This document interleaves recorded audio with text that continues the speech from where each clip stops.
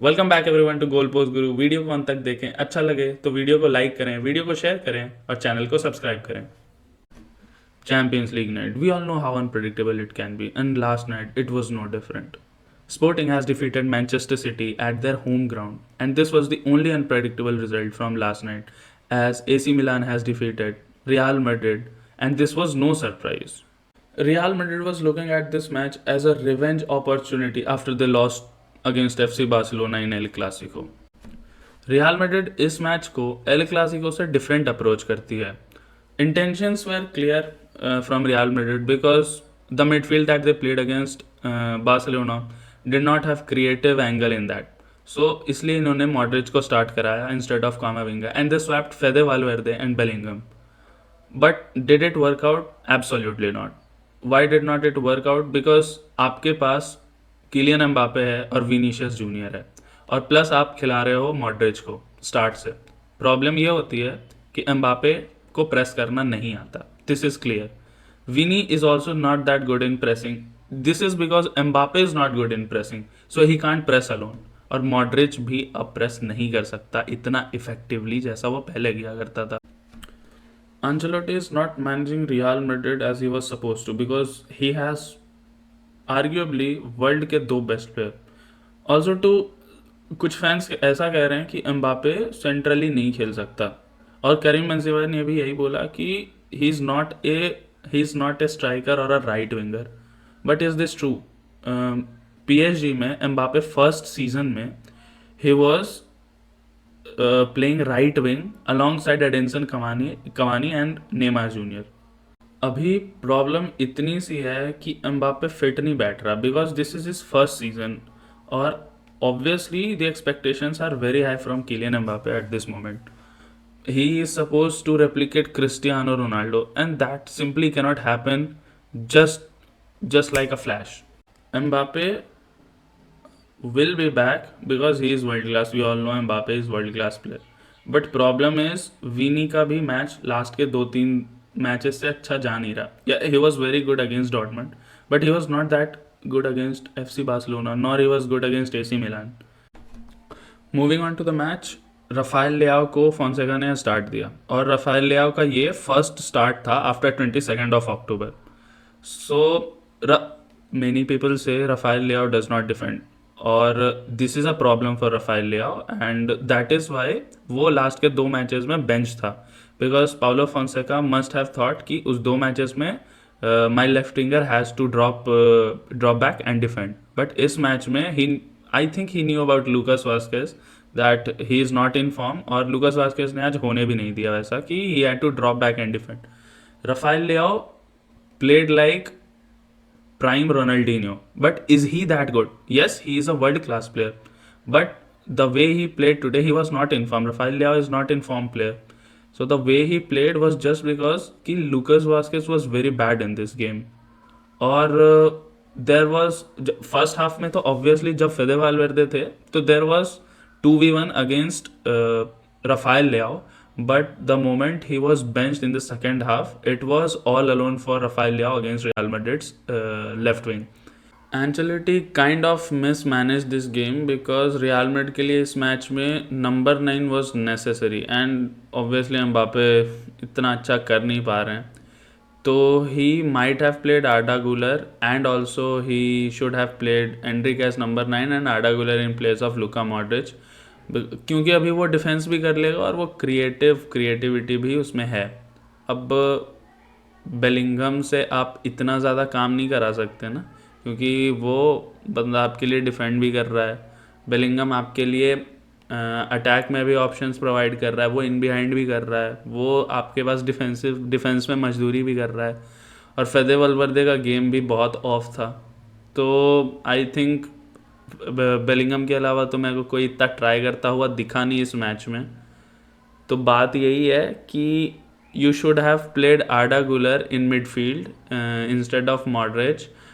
Kylian Mbappe को थोड़ा पहले सब्सटीट्यूट कर देना चाहिए था. एंड्रिक को नंबर 9 खिला के राइट विंग में आप पहले रोड्रिगो को ले आते. ऑब्वियसली रोड्रिगो भी अब इंजरी के बाद आ रहा है तो कोई प्रॉब्लम नहीं होगी. Also it was very unusual कि आफ्टर रोड्रिगो सब्सटीट्यूट हुए he played most of the time at left wing. He was playing at left wing and he was doing very good.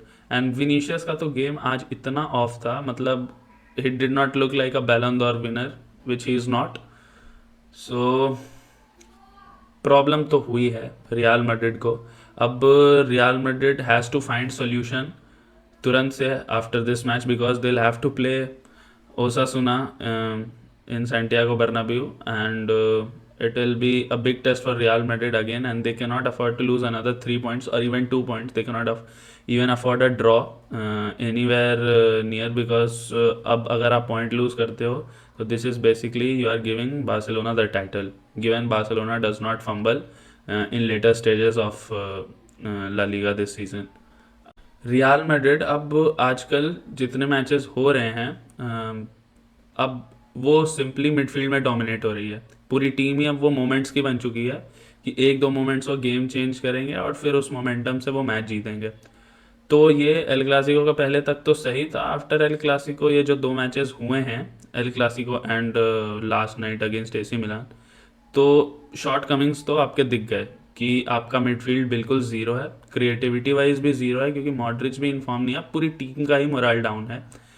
Second half में Ancelotti brought Brahim Diaz right wing पे, and that is why he played Rodrygo at left wing, और it quite worked because you have a functional right winger and you have अब Vini का आज तो game था नहीं, and a functional left winger. अभी Rodrygo is a kind of player that will do much better than Vinicius and Mbappe.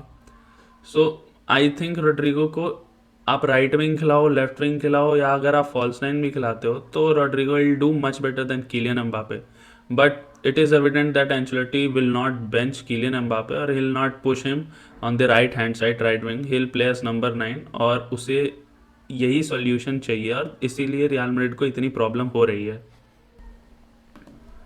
Midfield में अब उन्हें क्रिएटिविटी भी चाहिए, प्रेसिंग भी चाहिए. तो यू हैव बेलिंगम आपको बहुत हद तक सॉल्यूशन प्रोवाइड कर देगा, बट थोड़ा ब्रेव होकर एंचेलोटी को आर्डा गुलर को खिलाना ही पड़ेगा, क्योंकि Arda Guler will bring creativity for you in midfield, and also because he is young, he will press well, he will do much better than Modric in defensive action. So I think Arda Guler को थोड़ा game time देना पड़ेगा. शायद Endrick has played some 180 minutes and Arda Guler has played around 260 minutes इस season अभी तक. Defence की बात करें तो फर्नांड मेंडी अच्छा है इस सीज़न के लिए. You can manage with him, he is good defensively. Offensively इतना ज़्यादा हेल्प नहीं करता, बट अगर विनी अपने चांसेस ले रहे हैं और एम्बापे अपने चांसेस कर पा रहे हैं कन्वर्ट, तो इतना इनकी नीड नहीं है ऑफेंस में. और centre back pairing is also very good.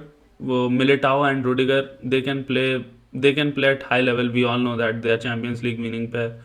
और but I still think Lucas Vazquez is not the solution at right back. They will have to find a good centre back, given Carvajal तो अब बूढ़ा हो रहा है, और obviously ACL के बाद आई डोंट थिंक कि he'll come back.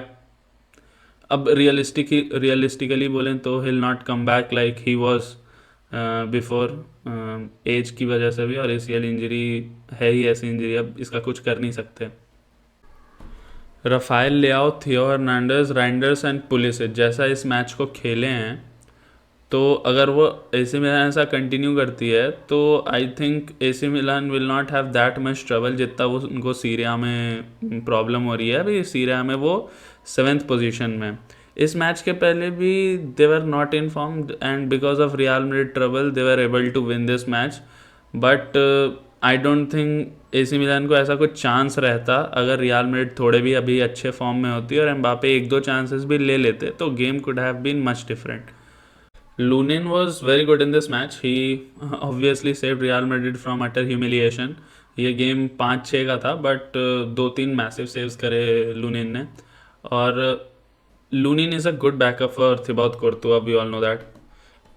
तो क्या मैड्रिड के पास सॉल्यूशन है इस सीज़न को बिना किसी प्लेयर को बाय किए हुए अच्छा करने का? Obviously they have, but Ancelotti अगर सैक नहीं होता है तो he'll have to be brave. He'll have to put Kylian Mbappe at right wing and play Rodrigo as false 9, or you play Endrick as number 9.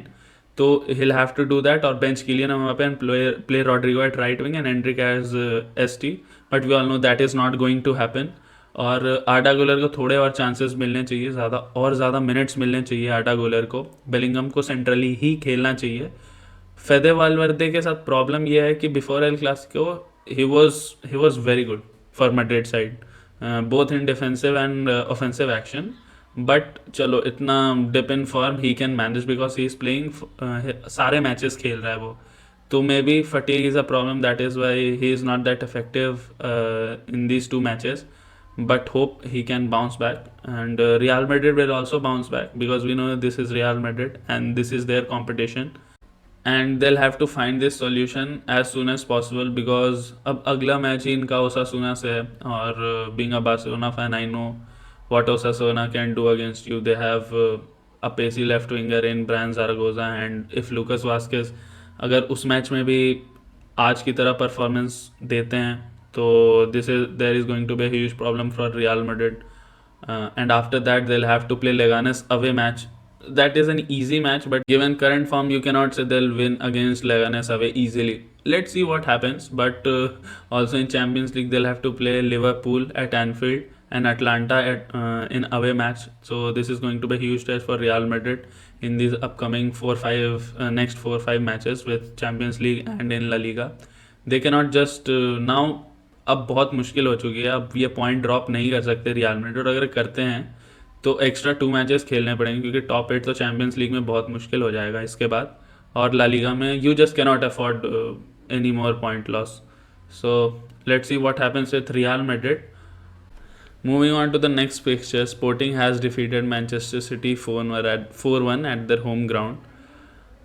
Manchester City को खुद में अभी तो बहुत सारे प्रॉब्लम्स हैं. This is evident from because you don't have your best player in Rodri and Kevin De Bruyne, और also आपके डिफेंडर्स भी अभी फिट नहीं है. रूबेन डियास भी 23 नवंबर तक आउट है, इंटरनेशनल ब्रेक के बाद ही आएंगे वो भी. तो ग्वार्डियोला ने आज विक्टर ग्योकेरेश के अगेंस्ट पुसी को खिलाया. तो इट्स सेफ टू से कि ग्योकेरेश ने इस मैच में पुसी टाइट कर दी. और मैनचेस्टर सिटी के पास फर्स्ट हाफ में चांसेस थे. फर्स्ट हाफ में they were dominant with the ball, और बिकॉज अभी तो इतनी सारी प्रॉब्लम्स है. You don't have Kevin De Bruyne, you don't have Rodri, और एर्लिंग हालैंड भी इतना फायर कर नहीं रहे लास्ट के 4-5 मैचों से.